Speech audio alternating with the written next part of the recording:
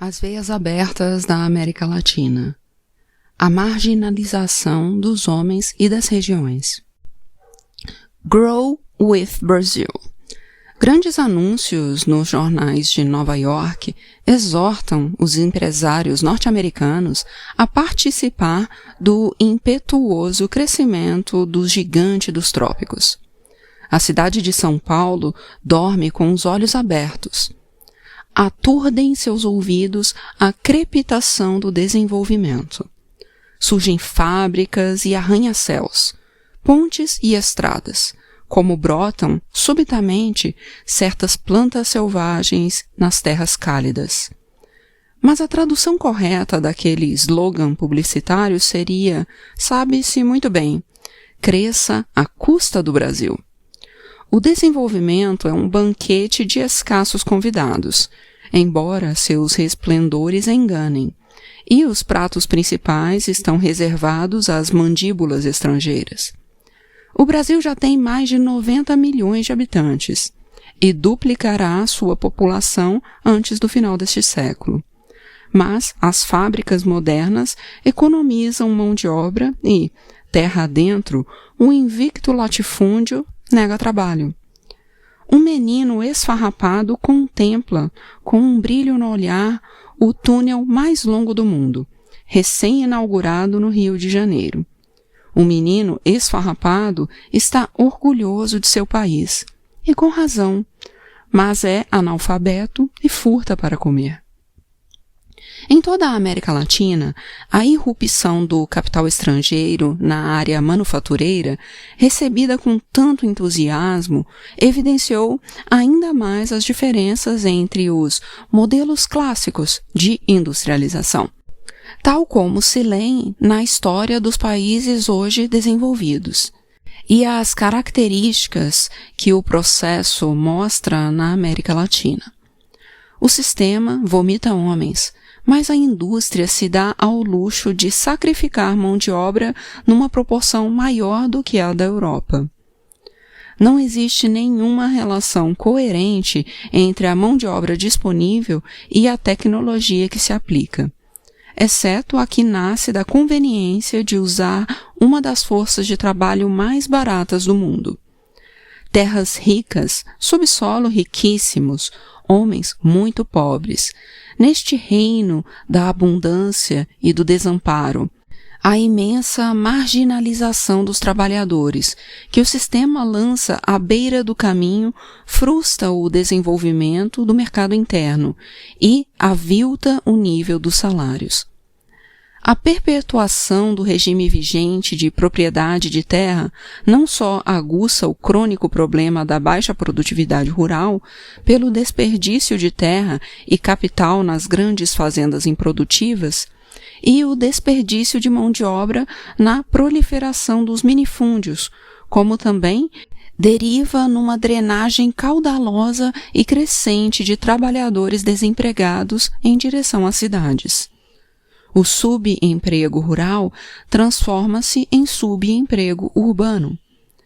Crescem a burocracia e as populações marginais, aonde vão parar, voragem sem fundo, os homens despojados do direito ao trabalho. As fábricas não oferecem refúgio à mão de obra excedente, mas a existência desse vasto exército de reserva, sempre disponível, permite o pagamento de salários várias vezes mais baixos do que aqueles que ganham os operários norte-americanos ou alemães. Os salários podem continuar sendo baixos, ainda que aumente a produtividade.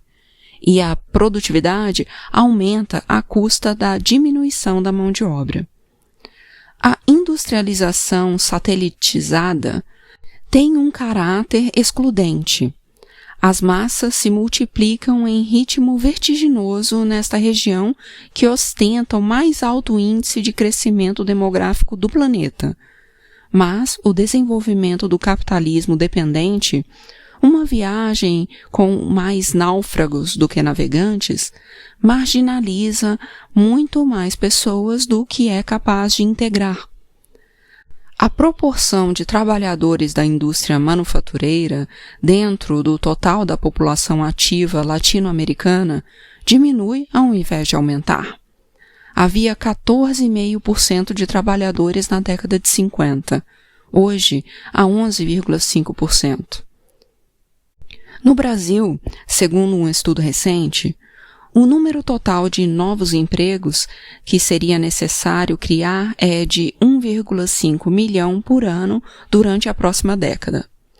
Mas o total de trabalhadores empregados pelas fábricas do Brasil, o país mais industrializado da América Latina, soma, no entanto, apenas 2,5 milhões. É multitudinária a invasão de braços provenientes das zonas mais pobres de cada país.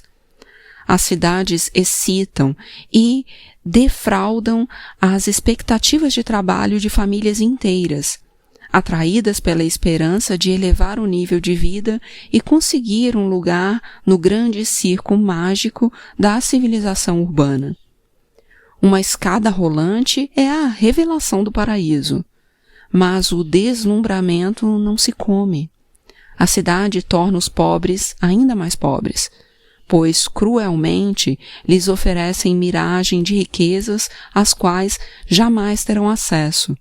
Automóveis, mansões, máquinas poderosas como Deus e como o diabo, ao mesmo tempo em que lhes nega um emprego seguro, um teto decente para se recolher e pratos cheios na mesa de cada meio-dia.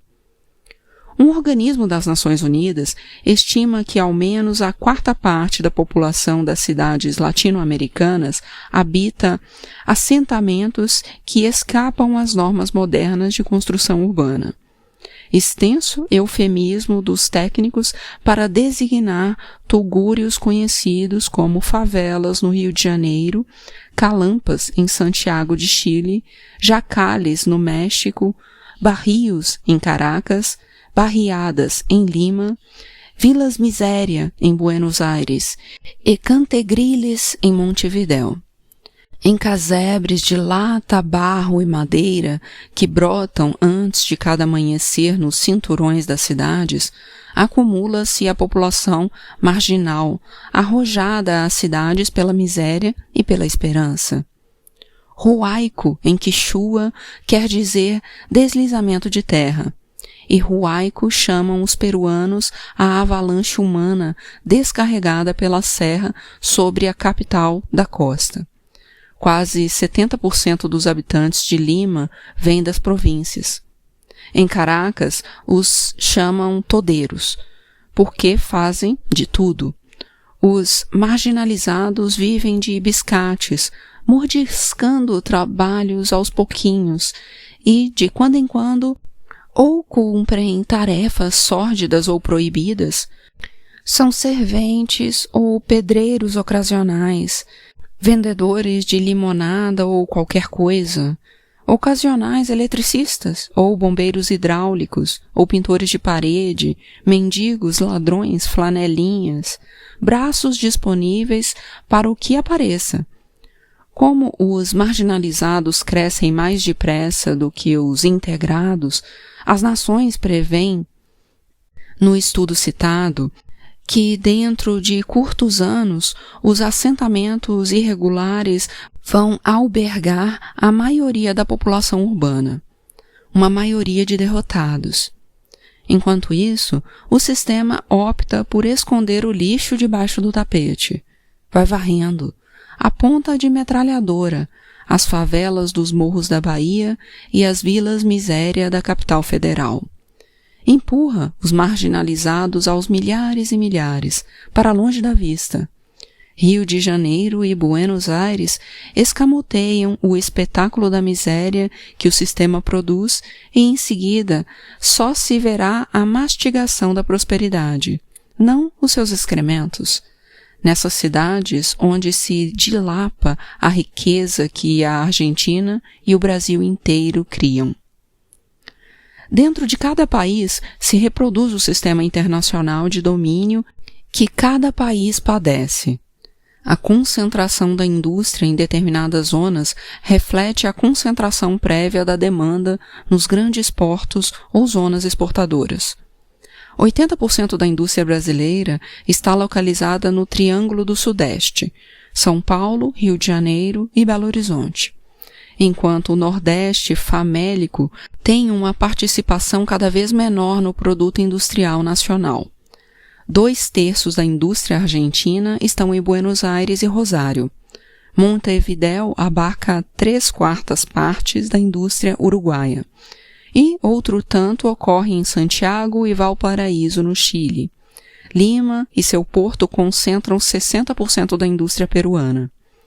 O crescente atraso relativo das grandes áreas do interior, submersas na pobreza, não se deve ao seu isolamento, como sustentam alguns, mas, ao contrário, é o resultado da exploração, direta ou indireta, que sofrem dos velhos centros ocasionais, hoje convertidos em centros industriais. 1 século e meio de história colonial, proclama um líder sindical argentino. Presenciou a violação de todos os pactos solidários, a quebra da fé jurada nos hinos e nas constituições, o domínio de Buenos Aires sobre as províncias, exércitos e alfândegas, leis feitas por poucos e suportadas por muitos, governos que, com algumas exceções, foram agentes do poder estrangeiro. Edificaram essa orgulhosa metrópole que acumula a riqueza e o poder. Mas, se buscarmos a explicação dessa grandeza e a condenação desse orgulho, vamos encontrá-la nos ervais missioneiros, nos povos mortos da floresta, no desespero dos engenhos tucumanos e das minas de Jujuy, nos portos abandonados do Paraná, no êxodo do Berriço. Todo um mapa de miséria rodeando um centro de opulência afirmado no exercício de um domínio interno que já não se pode dissimular nem consentir. Em seu estudo do desenvolvimento do subdesenvolvimento do Brasil, André Günther Frank observou que, sendo o Brasil um país satélite dos Estados Unidos, dentro do Brasil, o Sudeste cumpre uma função satélite da metrópole interna, radicada na região Sudeste. A polarização se torna visível através de numerosos traços, não só porque a imensa maioria dos investimentos privados e públicos se concentram em São Paulo, mas igualmente porque esta cidade gigantesca se aposta também, como por meio de um enorme funil, dos capitais gerados por todo o país, através de um intercâmbio comercial desvantajoso, de uma política arbitrária de preços, de escalas privilegiadas de impostos internos e da apropriação em massa de cérebros e mão de obra capacitada. A industrialização dependente aguça a concentração de renda, do ponto de vista regional e do ponto de vista social. A riqueza que gera não se irradia para o país inteiro, nem para a sociedade inteira. Ela consolida os desníveis existentes e, inclusive, os aprofunda. Nem sequer seus próprios obreiros, os integrados cada vez mais numerosos, beneficiam-se da mesma medida do crescimento industrial. São os estratos mais altos da pirâmide social os que recolhem os frutos, amargos para muitos, dos aumentos da produtividade. Entre 1955 e 1966, no Brasil, a indústria mecânica e de materiais elétricos, a de comunicações e a indústria automobilística elevaram sua produtividade em cerca de 30%. Mas, no mesmo período, os salários de seus operários cresceram, em valor real, apenas 6%. A América Latina oferece braços baratos.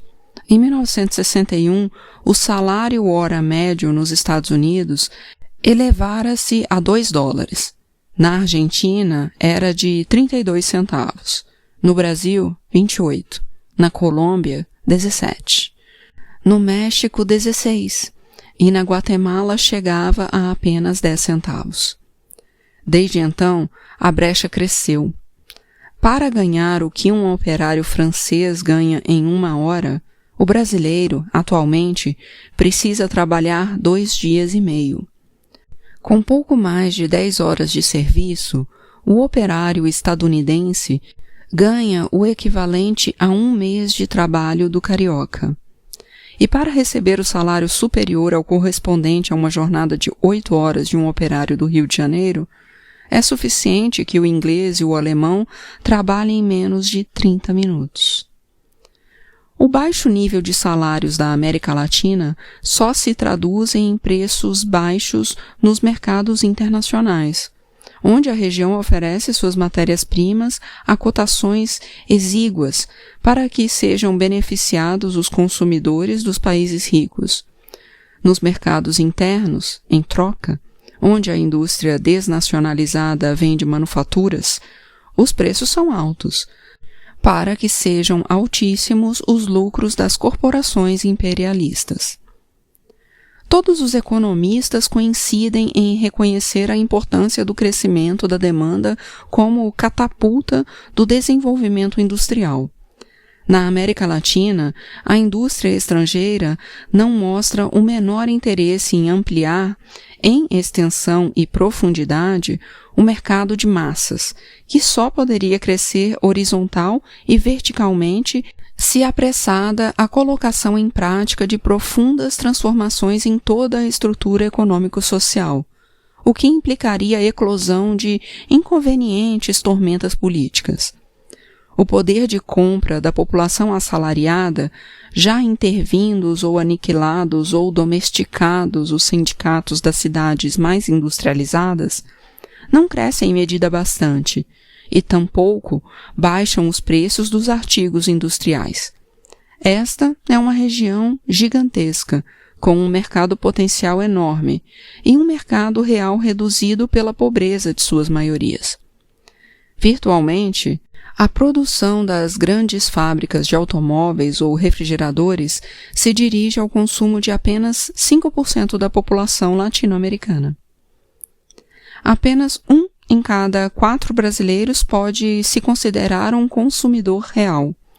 45 milhões de brasileiros têm a mesma renda total de 900 mil privilegiados, situados no outro extremo da escala social.